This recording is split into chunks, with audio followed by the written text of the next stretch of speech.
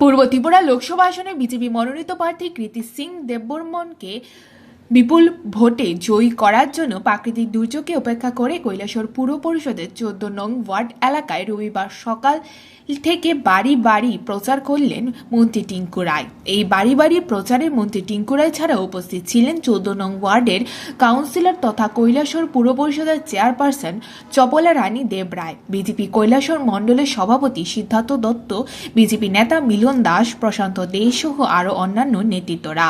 মূলত বিজেপি কৈলাসহর মণ্ডলের উদ্যোগে রবিবার সকাল থেকে কৈলাসহর পুর পরিষদের ১৪ নং ওয়ার্ডের বাথের পাড় এলাকায় বাড়ি বাড়ি প্রচারাভিযান হয়েছে। প্রধানমন্ত্রী নরেন্দ্র মোদী বিগত ১০ বছরে দেশে কি কি কাজ করেছেন এবং ত্রিপুরা রাজ্যে বিগত ৬ বছর বিজেপি সরকার কি কি কাজ করেছে সেসব লিফলেটে ছাপিয়ে বাড়ি বাড়ি গিয়ে লিফলেট তুলে দেন মন্ত্রী টিঙ্কু রায়।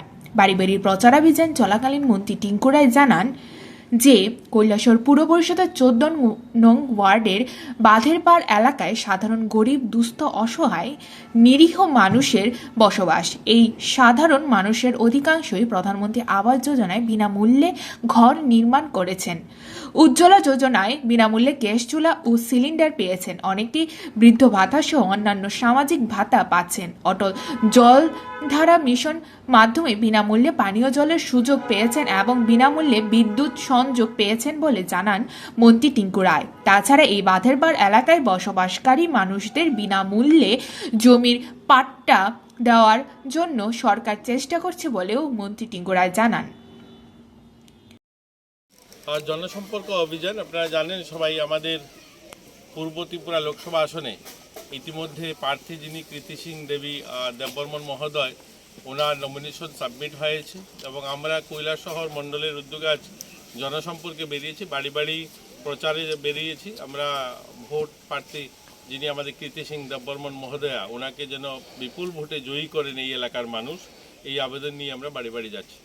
মূলত কোন কোন বিষয়গুলোর উপর জোর দিচ্ছেন আপনারা? দেখুন, আমাদের এই এলাকা যে বিশেষ করে কৈলাসহর এই যে স্লাম বস্তি এলাকা, নদীর পাড়ে যারা থাকেন, তাদের এখানে অনেকগুলো সমস্যা দীর্ঘদিন ধরে যেগুলো সমস্যার সমাধান হয়নি। জলের সমস্যা রয়েছে, এখানে তাদের জমির সমস্যা রয়েছে, তারা সবাই বাড়ি করেছেন, এটা খাস জমি।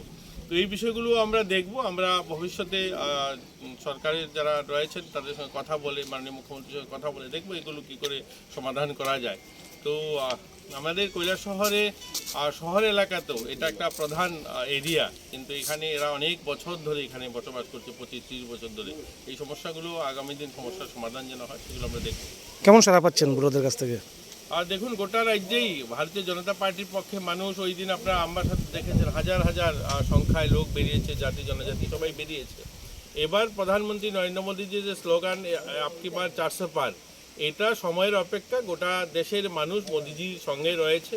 যে পরিমাণ এই ইসলাম বস্তি এলাকায় যাদের জমি নেই, তারপরেও প্রধানমন্ত্রী আবাস প্রত্যেকটা বাড়িতে, জল জীবন মিশনের জলের কানেকশন, ইলেকট্রিসিটি তারা সুবিধা পেয়েছে, সবাই স্বতঃস্ফূর্ত, ব্যুরো রিপোর্ট, জনদর্পণ। আশ্বাস দিচ্ছে।